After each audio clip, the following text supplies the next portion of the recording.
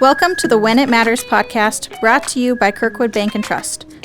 This podcast provides in-depth interviews with business owners and banking experts about how to better your financial health and be prepared for the moments that matter.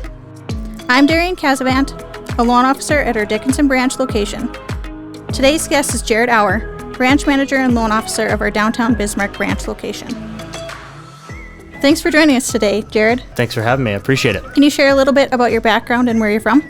Sure. I'm originally from a small town, North Dakota, Glenallen, and then moved to Bismarck, went to college at Bismarck State College, BSc, and graduated there with an associate's, and then stayed in Bismarck and went collaboratively through Bismarck State to Dickinson State University and got my bachelor's in business administration there. And then around that time, I started with Kirkwood Bank in 2010 and started as a teller, and then slowly kind of worked my way up to internal audit and did some of that stuff, and made my way to the downtown branch where I am a loan officer and branch manager.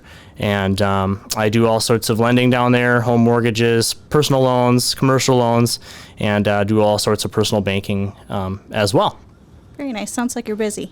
It's been very busy. Yeah, very busy. But yeah, I've learned a lot and I'm having a lot of fun with it. So. I heard you just had a baby, so congratulations. I'm also expecting. Starting a family can be very hard and scary. What advice would you give young families, young couples starting out? For sure. Well, congratulations as well. But yeah, we just had she's going to be 7 weeks this week. And the biggest thing is to plan and just ask questions and find out exactly what you need and where you need to take things. And then the next thing would be to budget. Put a budget together, find out where you're at. Are you ready to have kids? Daycare is expensive. Your insurance is probably going to go up to start a family program there for insurance, health insurance.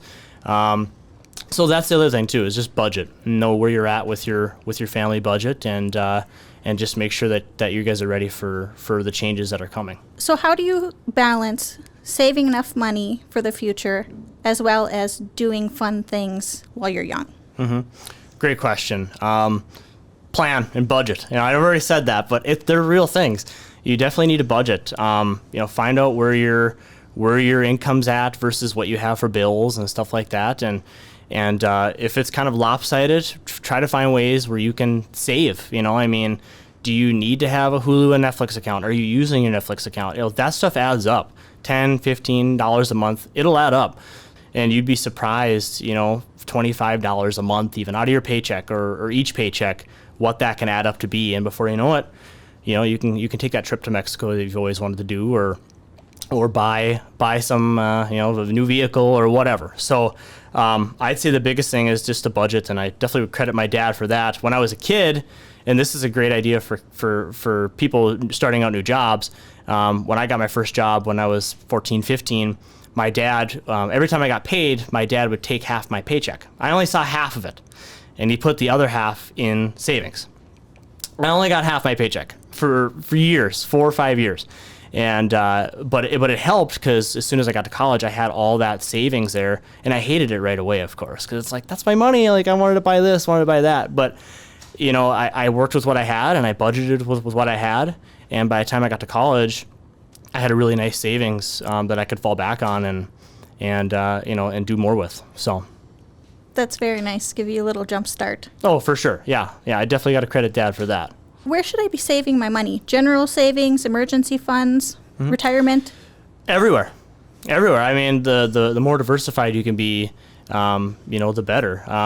Right off the bat, I would say, an emergency fund. The general rule of thumb people say is to have 3 months' salary in an emergency fund.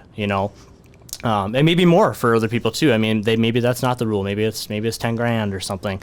But an emergency fund is important because, especially with where we're at in today's world, with what happened with the pandemic, people getting laid off and losing their jobs, you want to have some cushion and be able to fall back on something that's there. So, so definitely want to have an emergency fund, which could be just in a general savings or whatever, something that's very accessible. The other thing is, especially with a newborn, a 529 college save plan, and I think you could do that through the Bank of North Dakota. And so that's just a place where you can put some funds designated for your little one. And I know they have good programs there where they can match kind of what you put in initially and stuff like that too, and help grow for the future for your little one for college or whatever. And then if you can, you should definitely contribute to a 401k retirement plan.